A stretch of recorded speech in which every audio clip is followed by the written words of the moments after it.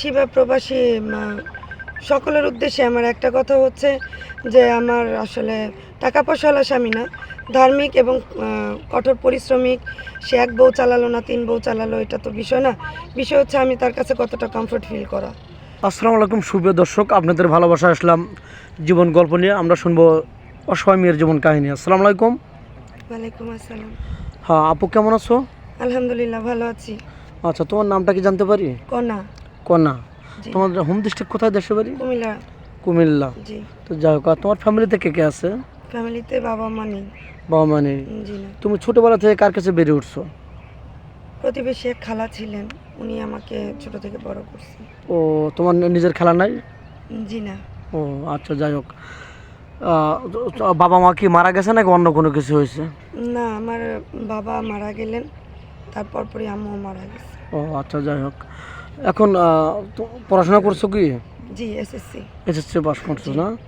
এখন কি করতেছো? বেকার আছো নাকি কোনো জব টব করতেছো, কোনো কিছু করতেছো? না, কিছুই করতেছি না। আচ্ছা, তোমার উচ্চতা কতটুক? 5 ফুট 4 ইঞ্চি। 5 ফিট 4 ইঞ্চি। জি। যাক, তুমি তো মুসলমান না? জি, আমি নামাজ কালাম তো পড়া হয়। জি জি। যাক, আমাদের ভিডিওর সামনে কেন আসছো? কোনো অর্থ সহযোগিতা নাকি বিয়ে শাদীর জন্য, কোনটা? না না, আমার বিয়ে হয়েছিল, আমার হাজবেন্ড মারা গেছে। ও আচ্ছা, কতদিন? 14 মাস। আচ্ছা তো এরপর থেকে আসলে চিন্তা ভাবনা করছিলাম যে যার কাছে ছোট থেকে বেড়ে ওঠা, আচ্ছা তো ওনার ওইখান থেকে বিয়ে দিচ্ছিলেন। বিয়ে দেওয়ার পরে আমার হাজব্যান্ড রোড অ্যাক্সিডেন্টে মারা যান। আচ্ছা। তো রোড অ্যাক্সিডেন্টে মারা যাওয়ার পরে এক একজন এক একটা মানে কথাবার্তা বলে।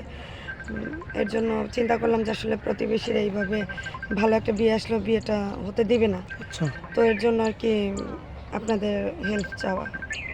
আচ্ছা, যাই হোক, যেহেতু তোমার বিয়ে হয়েছিল না, জি। তো কোনো প্রবাসী ভাই তার ওয়াইফ আছে, তার বউ হয়তো অসুস্থ, বিছানায় পড়ে আছে 2-4-5 বছর ধরে, তো 2টা বউ চালাতে পারবে, তাকে তোমার কি আপত্তি আছে এরকম? আসলে দেশি বা প্রবাসী সকলের উদ্দেশ্যে আমার একটা কথা হচ্ছে যে আমার আসলে টাকা পয়সাওয়ালা স্বামী না, ধার্মিক এবং কঠোর পরিশ্রমিক।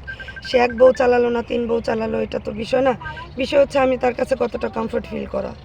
সে আমাকে কীরকম রাখতে পারবে, কতটা ভালো রাখতে পারবে, সেটা আসলে কেউ তো চাইবে না যে আমার বউ আমি বিয়ে করে আমি তাকে অসহায় অবস্থা রাখি। কেউই চাইবে না। সবাই চাইবে যে আমি আমার যতটুকু সামর্থ্য আছে সামর্থ্য অনুযায়ী আমি ওকে ভালো রাখবো। তো আসলে তো তাকে আমার বলার দরকার নেই আমার এটা লাগবে ওটা লাগবে। তার সামর্থ্য অনুযায়ী সে যদি আমাকে রাখতে পারে আমার কোনো আপত্তি নেই, সে দেশি বা প্রবাসী। বুঝতে পারছেন। তা যাই হোক, প্রবাসী কোনো ভাই যদি বাংলাদেশে তো আপনাকে বিয়ে শাদী করে বাংলাদেশে রেখে যায়, আপনাকে আপত্তি আছে? স্বামী ছাড়া থাকতে পারবেন? হ্যাঁ, কেন থাকতে পারবো না, থাকতে পারবো। আমি যদি ঠিক থাকি তাহলে তো আর অন্য কোনো সমস্যা হবে না। পরকীয়াতে আপনি লিপ্ত হবেন না? পরক্রিয়া তো এতদিন যেহেতু হাজব্যান্ড নাই, পরক্রিয়ায় লিপ্ত হই নাই, তাহলে তো এখনো লিপ্ত হওয়ার কোনো বিষয় নাই। আচ্ছা, যাই হোক, ভিডিও আর লং করতে চাচ্ছি না, আপনার ফোন নাম্বারটা স্ক্রিনে দিয়ে দেন। ফোন নাম্বার তো আসলে আমার ফোন নেই, আপনাদের মাধ্যম দিয়েই আমাকে নিতে হবে আসলে। ও আসলে মানে আপনি ফোন আমি ফোন কেনেননি? ব্যবহার করি না ভাইয়া। ও আচ্ছা, যাই হোক, আপনারা শুনতে পারলেন, মেয়েটার কোনো ফোন নেই, মেয়েটার ফোন নেই, অসহায় ইতিম মেয়ে। যদি কোনো ভাইয়ের পছন্দ হয়ে থাকে আমাদের নাম্বার স্ক্রিনে দেওয়া থাকবে, কেউ ভিডিও কল দেবেন না, অডিও কল দেবেন। ভিডিও কল দিলে ব্লক করতে বাধ্য হব।